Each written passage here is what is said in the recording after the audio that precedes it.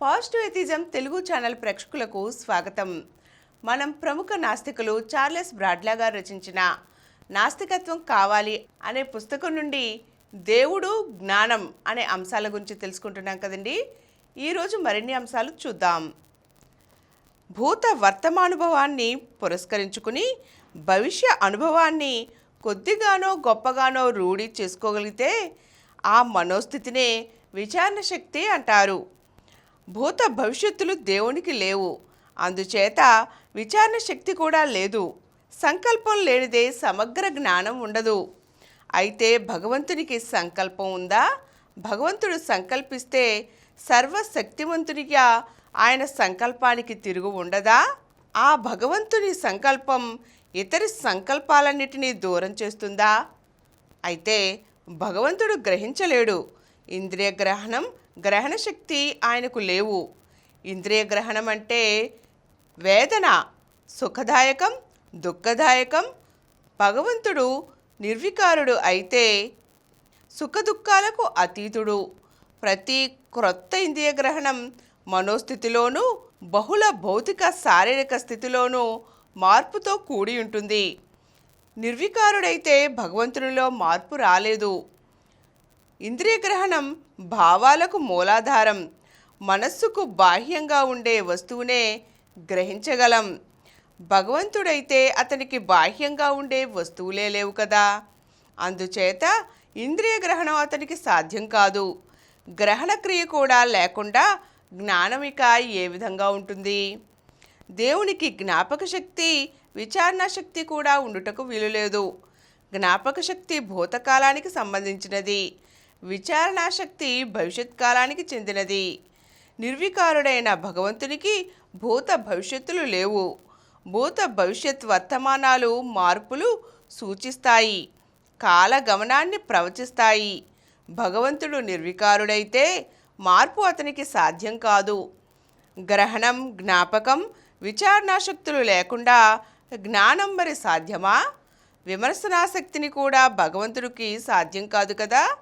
రెండు అంతకు పైగా భావాలను కలిపి విడదీసి చూసే విమర్శనా క్రియను విమర్శ సూచిస్తుంది. దీనిలో మానసిక స్థితి అంతర్భాగంగా ఉంటుంది. నిర్వికల్పుడైన భగవంతునికి మార్పు సాధ్యం కాదు. గ్రహణ, జ్ఞాపక, విచారణ, విమర్శనక శక్తులు లేకుండా ఎవరికైనా జ్ఞానం ఉంటుందా అంటే లేదనే చెప్పాలి. అందుకే దేవుడు ఆలోచించలేడు.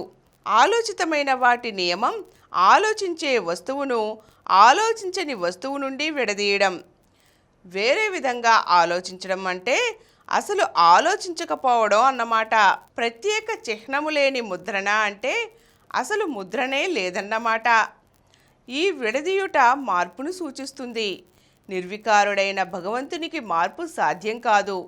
జ్ఞాపక శక్తిలో జ్ఞాపకం ఉన్న వస్తువుని తాత్కాలికంగానో శాశ్వతంగానో మరిచిపోయిన వస్తువుకి తేడా ఉంటుంది. దేవుడు జ్ఞాపకం ఉంచుకోగలడా? ఆలోచన లేకుండా ఎవరికైనా జ్ఞానం ఉంటుందా? అందుకే దేవుని లక్షణం అమృతత్వం అయ్యిందా? మానవుల్లో కనబడే కొన్ని హద్దుల్లో ఉండే జ్ఞానంతో సంబంధం ఉన్నటువంటిది కాదు అని ఆస్తికుడు జవాబు చెబితే తేట తెల్లంగా ఆ జ్ఞానం అంటే ఇంకేమిటో తెలియచేసే బాధ్యత అతనికే కదా ఉంటుంది.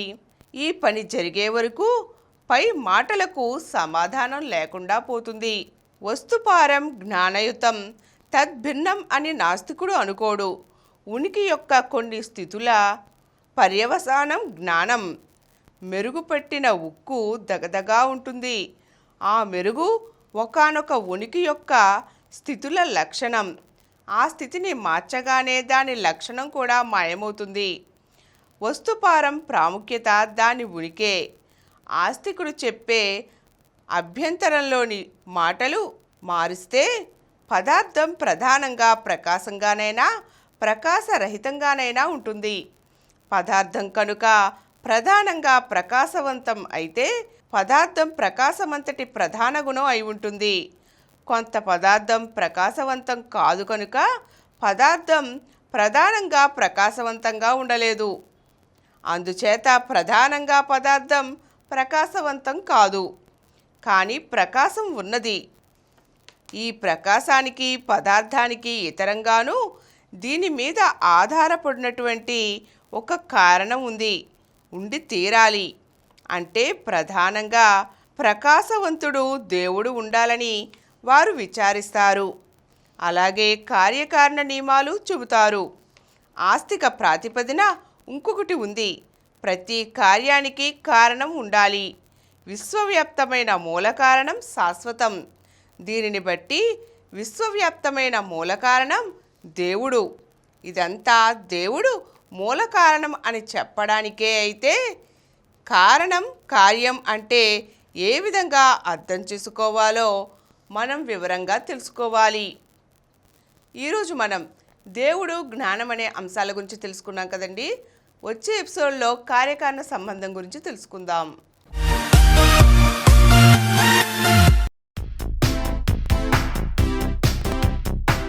ఈ కార్యక్రమం మీకు ఎంతో నచ్చింది కదా.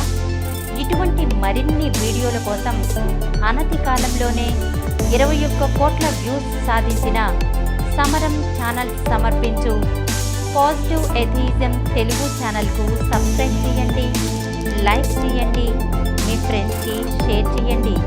అలాగే ప్రక్కనున్న గంట సింబల్ని ప్రెస్ చేయడం మర్చిపోకండి.